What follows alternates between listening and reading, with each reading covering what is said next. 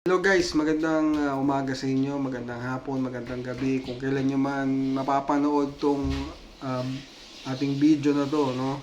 So kung papansin nyo, nagtatagalog ako. Um, Lately kasi kinakausap ako ng Lord.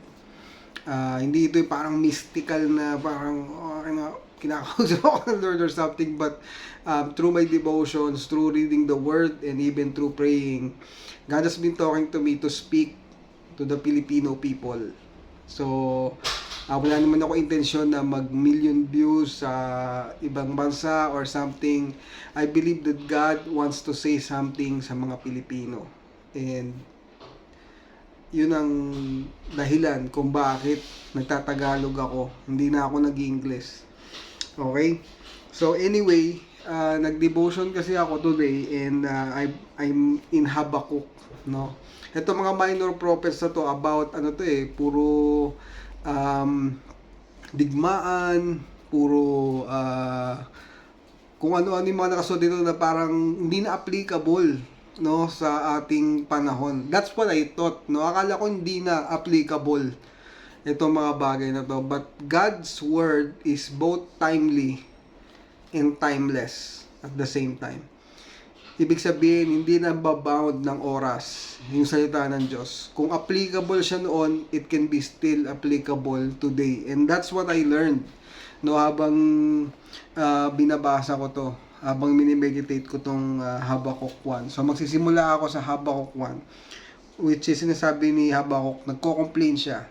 Sabi niya, "O Lord, how long shall I cry for help, and you will not hear? Or cry to you violence, and you will not save? Why do you make me see iniquity, and why do you idly look at the wrong? Destruction and violence are before me, strife and contention arise. So the law is paralyzed, and justice never goes forth. For the wicked surround the righteous, so justice goes forth perverted." So sa pagkakabasa ko pa lang nito, alam nyo na kaagad na applicable siya ngayon.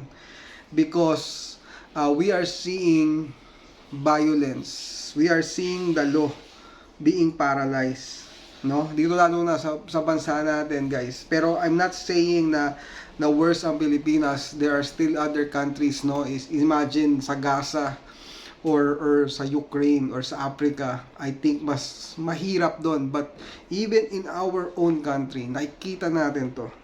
Nakikita natin yung violence. And nagko-complain na. No, tayo nga mga Pinoy minsan sa traffic, no, grabe ngayon, lalo na nasabi ng Coldplay na tayo ang pinaka-traffic, no. So sa traffic pa lang, minsan nagko-complain na tayo. All the more itong mga violence, itong mga nangyayari, and even the law, and even, no, sa politika. Itong mga kakaibang balita. Actually, even my wife, ngayon, nagiging updated na siya sa mga nangyayari sa politika. That's just show na grabe na yung nangyayari. So, Habakkuk was complaining, "Lord, hanggang kailan? Hanggang kailan ko makikita ito?" And bilang mga Kristiyano, sometimes we have that same complaint. Hanggang kailan, Lord? And why does God allow us to see this? Why did God allow Habakkuk to see that? So that Habakkuk will have a burden. No, hindi naman gusto ng Lord na magkaroon tayo ng kabigatan or all. But God is allowing us to see that para makita natin what wickedness, what evil is happening, so that we may have that perspective that the people need the gospel, and that this nation needs the gospel. And that's why I'm doing this, and that's why sinabi ko sa inyo nagtatagalog ako, kasi I know that the Philippines need to hear the gospel. And if this is the way for me, no, to share the gospel and to share the word of God and to encourage the Christians, no, mga alagad ng Panginoong Jesus. And right now, even mga cults, no, so nakita natin sa hearing sa Senado, may mga kulto na talagang kung ano-ano yung mga ginagawa. May Jesus Christ pa naman doon sa pangalan nung kanilang kulto, and talagang grabe yung mga nangyayari. Philippines need the gospel. You know what? God is not just sitting idly na wala siyang ginagawa. Actually, dito sinagot ng Diyos si Habakkuk, and the answer was like really worse. Actually, mas para niya sinabi na, Lord, ang Pilipinas ang gulo, ang daming patayan, hindi nasusunod ang batas, nag-aaway-away yung mga kulto. And then sasabihin ng Diyos na, okay, sige, sasakupin kayo ng China. Diba? It's a much more worse. But this is what God says: look among the nation and see the wonder and be astounded, for I am doing a work in your day that you would not believe if I told. For behold, I'm raising up Chaldeans, that bitter and hasty nation, who will march through the breadth of the earth to seize dwelling not of their own. They are dreaded and fearsome. Their justice and dignity go forth from themselves. Their horses are swifter than leopards, more fiercer than the evening wolves. Their horsemen press proudly on. Their horsemen come from afar. They fly like an eagle, swift to devour. They all come for violence, and their race forward. They gather captives like sand. So, pag diniretso mo pa yon, makikita mo na ang judgment ng Lord doon sa Judah is God will send a nation to conquer them. So imagine mo, parang nag-pray, Lord, ano man nangyari sa Pilipinas? And then God will say that, okay, sige, ako bahala, papasakop ko ang Pilipinas sa China, no? And that is just, example lang yon para makita niyo yung bigat ng pagkakasabi ni Lord kay Habakkuk. So imagine that. And sa atin, we really cannot say, no? God is not just idle. And when God moves, it's really hard. And by the way, this is historical truth. This is accurate. The Chaldeans actually conquered Judah. And if you know the story, may mga naman yan, documentary, yung isang hari nila binulag ng mga Chaldeans na yun. And the last thing that king ng Judah, ng Israel, the last thing na nakita niya is his children being killed. Ganun kagrabe ito. And nangyari ito. When God say it, it will happen. So imagine, no? Imagine this, because God is not idle, and God sees, no? God sees what is going on in the Philippines.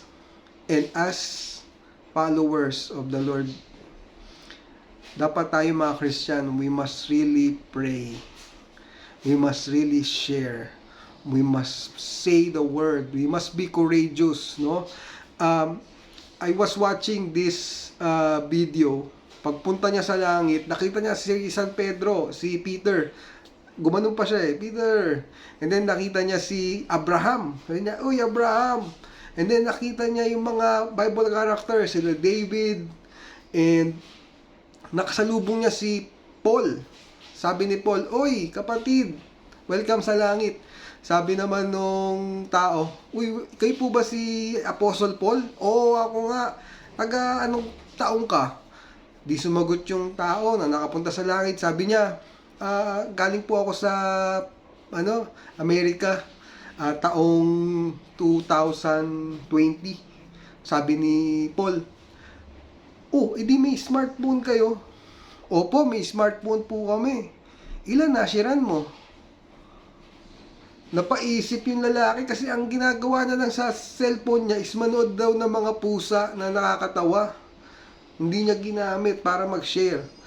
So, simpleng lang yun, no? Representasyon. Siyempre, hindi naman talaga nakapunta sa langit yun, or hindi naman niya talaga nakita yun. But, it's really a truth, isang katotohanan na anong ginawa mo sa social media?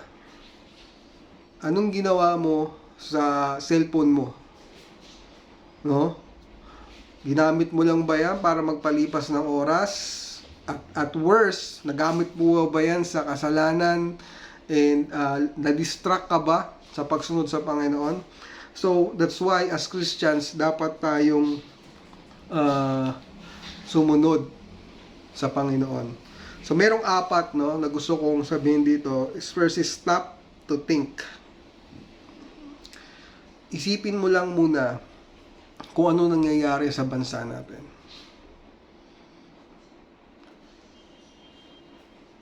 Alam mo, bilang Kristiyano, minsan hindi mo maisip no? Dati nag-away-away, yung isa pink, yung isa red. Saan ka pupunta, yung isa blue. Hindi mo alam kung saan ka lulugar. And sometimes you will feel that way. Alam mo kung bakit? Because you do not belong to a political party or team. No? You are a Christian. You belong to God's team. So you stop and think, no? Hindi tayo pwedeng magbulag-bulagan sa mga nangyayari. Bilang isang Kristiyano, hindi tayo pwedeng magbulag-bulagan. And marami magsasabi na, huwag ka na makikisali dyan, social media, huwag ka na makisali dyan sa politika, ano kay Christian ka eh. O sino pala ang magagawa sa politika? Yung mga hindi naniniwala sa Diyos? Sino pala ang maghahari sa social media? Yung mga hindi naniniwala sa Diyos? Hahayaan natin sila na mag-share ng mga bagay. Tayo mga Christian, uupo lang tayo sa isang tabi. Mag-isip tayo. Sino mag-rally sa kalsada? Sino ang pupunta sa mga kalsada? Yung mga aktivista na ang inilalagay nila is yung maging komunista ang Pilipinas? Sila ba ang hayaan natin na pupunta ron sa kalsada?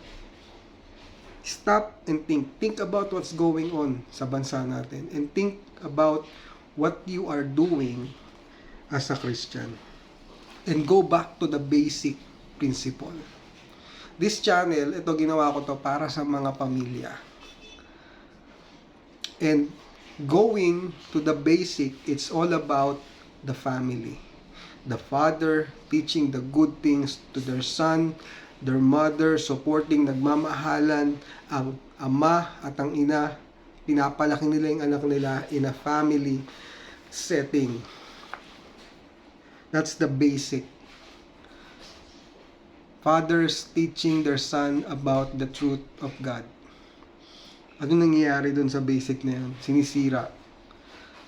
Gusto, solo parent, winawasak ang mga pamilya, divorce, and even ngayon hindi na kagaya noon na nanay, tatay. Ngayon nanay, tatay, no? I can get canceled, no? Di pa nga ako kilala, canceled na ako. But I don't really care about that.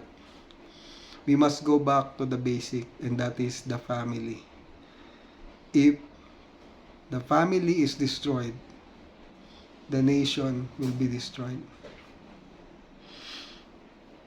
We must apply the basic principle sa sitwasyon natin ngayon. Minsan iniisip natin na politiko ba ang may kasalanan? Gobyerno ba ang may kasalanan? Ano ba ang may kasalanan kung ba't nagkaganito ang bansa natin? Alam nyo ba na dumadami ang lumalaki ngayon na walang tatay? Ang dami po. Dumadami ang mga kabataang may AIDS. At karamihan doon ay men to men.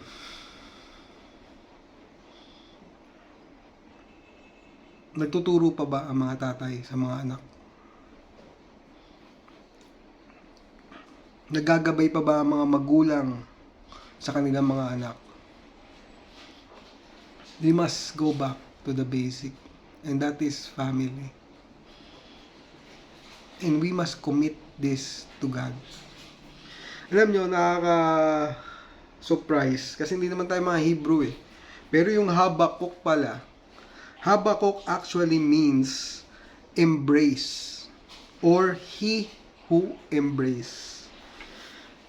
Sa Habakuk 3, kung hindi ako nagkakamali, here is one of the best wedding verses. Akala nila ang mga wedding verses nasa Genesis, nasa Habakuk. Narinig ko to nang nakinig ako sa sermon. Pag imuyo ko ako, nakikita niyo yung ulo ko, no? Okay, so gaganyan ko para makita niyo yung mukha ko.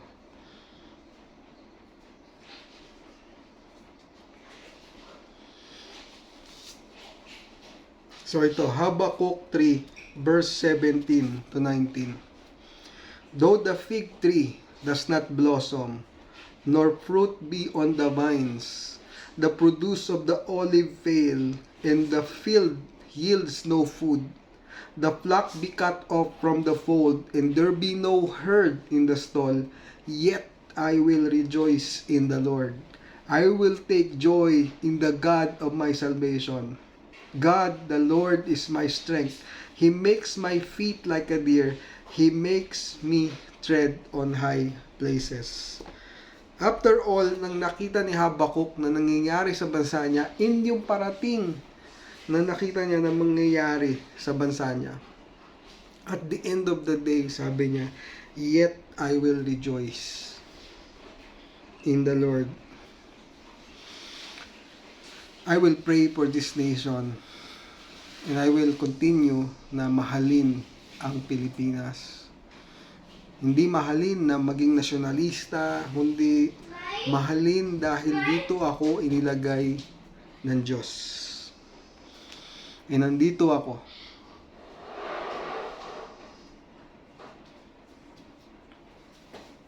Kaya, even though I will rejoice in the Lord, I will trust in the Lord. Si Habakuk, ibig sabihin ng pangalan niya, he who embrace.